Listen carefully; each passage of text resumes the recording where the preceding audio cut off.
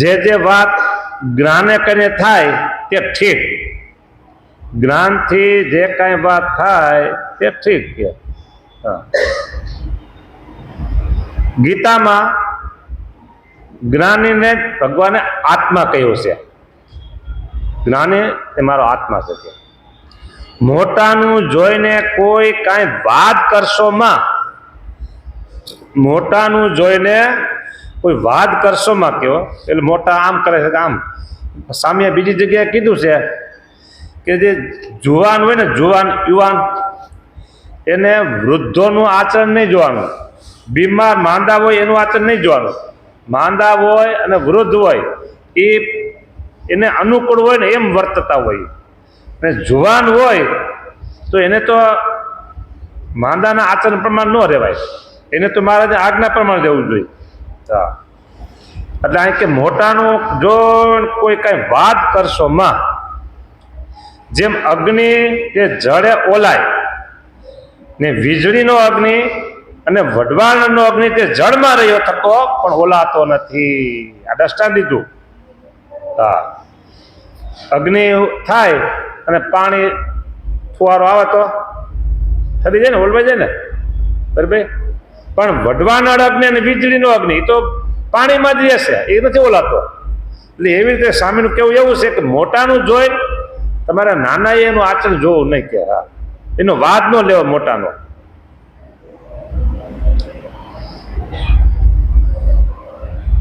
એક વાત એવી છે, આપણે નામ ઠામ ન લેવાય હવે, ખાલી ખાલી વાત કરી દઉં. કોઈ મહાત્મા એને જતા હશે એટલે દારૂડિયાની દુકાન આવી, ત્યાં કે ભિક્ષામ દેહી, એટલે તરત એને ત્યાં તો દારૂ જ આપે ને, એ લઈને પોતાના પાત્રમાં અહીંયા પી ગયા. સાથે શિષ્યો હતા ને એને થયું લે ગુરુએ દારૂ પીધો તો હવે આપણે વાંધો નહીં કે. ત્યાં આગળ હાલતા હતા ત્યાં શિશુ ધાતો ને લોકોને શિશુ, એ શિશુ વગાડતા હતા ગરમ હો. ત્યાં જઈને ભિક્ષામ દે કીધું એટલે એને શિશુ આપ્યું, એટલે આ મહાત્મા તને અહીંયા શિશુ પી ગયા ગરમ ગરમ શીશાનો રસ, અગ્નિ રસ કેમ હોય એમ પી ગયા. બોલા શિશુ કે આ આપણું કામ નહીં, આ આપણું કામ નહીં કહેવો. એટલે એમ કે મોટાનું આચરણ જોઈ નાનાએ અનુકરણ કરવું નહીં. બસ. કૃપાનંદ સ્વામીએ વાત કરી છે જળ કુકડી પાણીમાં રહે તો પણ પાંખ ભીંજાય નહીં, ને બીજા જનાવરને પાણી પાંખમાં ભરાઈ જાય અને ઉડી શકે નહીં. ને જળ કાતરણી માછલું ઝાડમાં આવે નહીં, ને સામું બીજાને પણ ઝાડ કાપી કાઢતું જાય બાયો. હા, એમ કૃપાનંદ સ્વામી જેવાને તે થાય. ઝાડ કાતરણી માછલી જેવા કૃપાનંદ સ્વામી હો, અને જળ કુકડી જેમ પાણીમાં લોપાને એવા કૃપાનંદ સ્વામી. ઓહો હો હો હો ઓહ, એમ સમર્થ થતા ઝરણા કરવી એ બહુ મોટી વાત છે હો.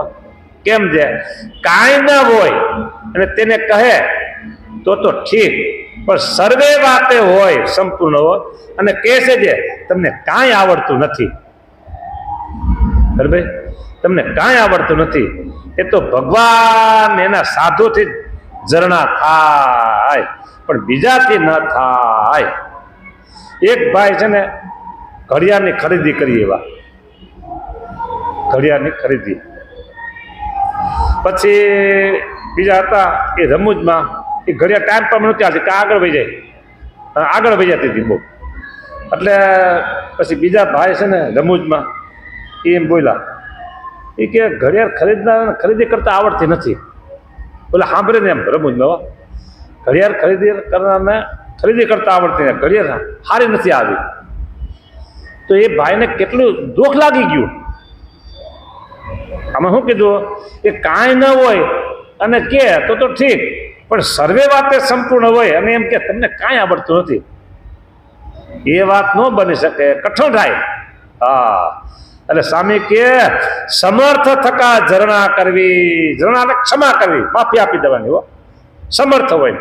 હા, તમને કાંઈ આવડતું નથી એ તો ભગવાન એના સાધુથી જ ક્ષમા અને ઝરણા થાય હો. હા, ને બીજાથી ન થાય.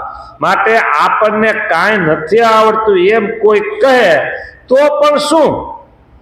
હા, એમ કે સ્વામી કથા કરે છે પણ અમે કથામાં કઈ દમ નથી કે એવું કોક મને કહેતો, અને જો ચોટલી ટાઈટ થઈ જાય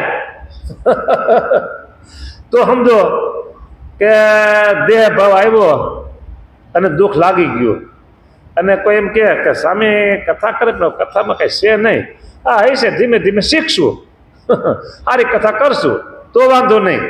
હા, એટલે સ્વામી કહે છે કે આપણને કાંઈ નથી આવડતું એમ કહે તો પણ શું, અને સર્વ વાત તમા જ છે એમ કહે તો પણ શું.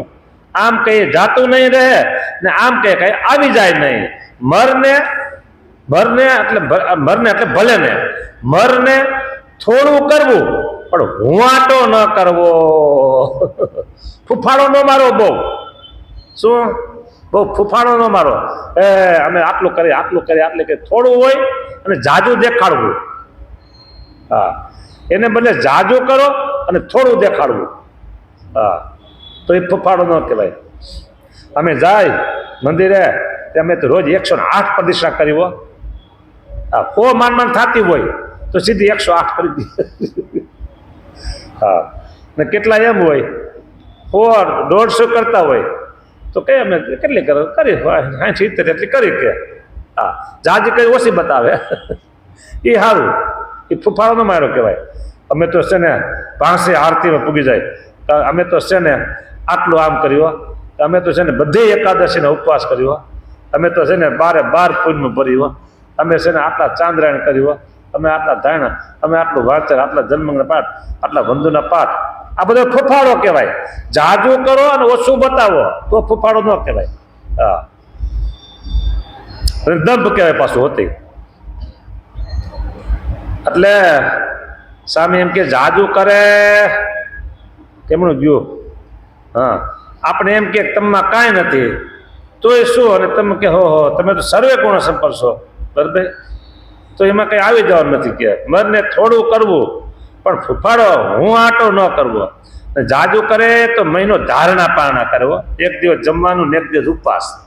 હા, ને પછી જયારે જ્ઞાન વણું ખાવા માંડે ત્યારે 3 ટાણા ખાય. સમજા ને? ચાતુર્માસ હાલતો હોય અને બધાને હારે નિયમ લે હો. હા, આ તો નિયમ પછી તપના નિયમ.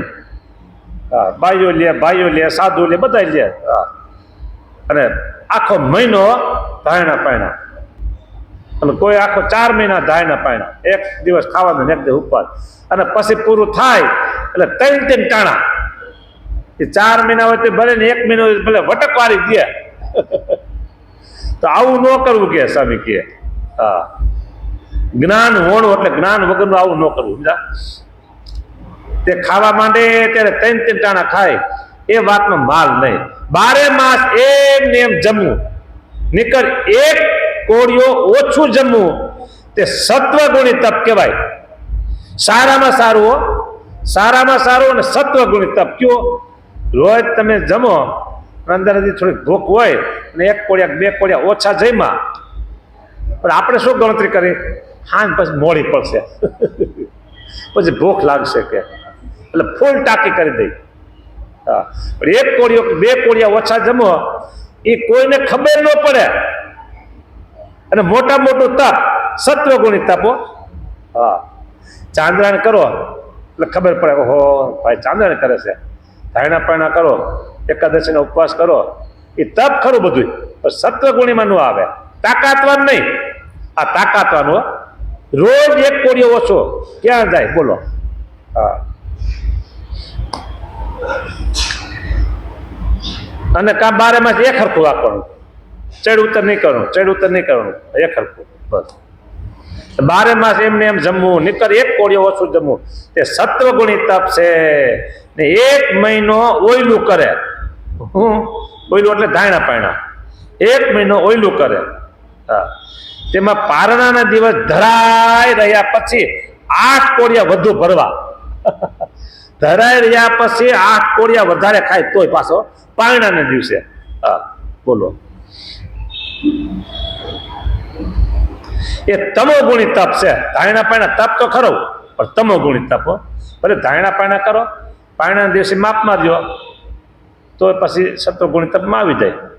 માટે અતિ સર્વત્ર વર્જયે, તે અતિ ઊંઘવું નહીં, અતિ ખાવું નહીં, અને અતિ ભક્તિ પણ ન કરવી. બોલો, હા માપે તે કરતા હોય ને નિયમ પ્રમાણે. સર્વે સાધારણ જ્ઞાને કરીને કરવું તો જાજુ માને. માપસરનું કરવું, બરોબર, સમજણપૂર્વક કરવું, માપસરનું કરવું. હા તો જાજુ માને. 3 જણ, 3 માણસ, બરોબર. હા આમાં નામ છે પણ મારું નામ બોલવા નથી. 3 જણ જળમાં બેસી રહેતા, તે લોહી નીકળ્યું, તેને પણ મહારાજ કહેતા છે ઘોડા શા સારું કાઢો છો કે, બરાબર. એટલે કે આવન જાવન આવું બધું મફત ને હળિયું શું કામ કરો છો કે, બરાબર. હા એમ મહારાજ વઢતા, માટે હુંવાટો મહારાજને ગમતો નથી. જો મહારાજે કીધું કે હવે તમે આ જળમાં બેન પાણી બે તપ બહુ કરો છો તો રાખો ને, કે ના હો અમે કરીશ, તમને ગમતું નથી કે અમારું સારું થાય તો કે મહારાજનું ન માન્યું. બોલો, હા. બીજું એ છે સારા સાથે જીવ બાંધવો. કેમ છે? કહેનારા કોઈ ન મળે ત્યારે એક કરવું ને સુખ્યા રહેવું ને પોતાની ખોટ કહેવી ને જે ન સૂતી હોય તે તેઓને કેવું છે હુંમાં, એટલે કે મારામાં જે વાતની ખોટ હોય તે દયા કરી તમે મને કહેજો. એમ રોજ કહેવું, કાં 8 દિવસે કાં મહિને તો જરૂર કહેવું, કાં તે મહિને તો જરૂર કોઈક ભેગો થઈ જાય. તે ઉપર નામાનું વચનામૃત પ્રથમનું 38નું કહ્યું જે મહિને ન ચૂકવે તો ભેડું થઈ જાય. આમ ભગવાનને ગમે છે તે ગમતું તમને કહ્યું, ભગવાનને ગમે છે એ ગમતું તમને કહ્યું. એમ ગુણાતીતાન સાહેબ બોલ્યા. સારા સાથે જીવ બાંધવો, અને એની સાથે જોડાવવું. તો ક્યારેક આપણામાં ખામી હોય, ભૂલ હોય, કંઈક કસર હોય તો આપણે કહે, બરાબર. એમ થાય કે હવે આને કહેશું કે કેમ, આને કહેશું કે કેમ, કહીશું ને અવરું પડશે તો. હા એટલે જીવ બાંધ્યો હોય તો ન વાંધો આવે. હા અને જીવ ન બાંધ્યો હોય તો પછી જો એને કહેવા જાય તો એ હાવ જાય હો. હા એટલે સારા સાથે એમ કીધું, સારા સાથે જીવ બાંધવો. અને કહેનારા કોઈ ન મળે ત્યારે કેવું કે ને સુખ્યા રહેવું. એ પોતાની ખોટ કહેવાની કે મારામાં ખોટ હોય તો કહેજો, કે કાઢજો કે. હા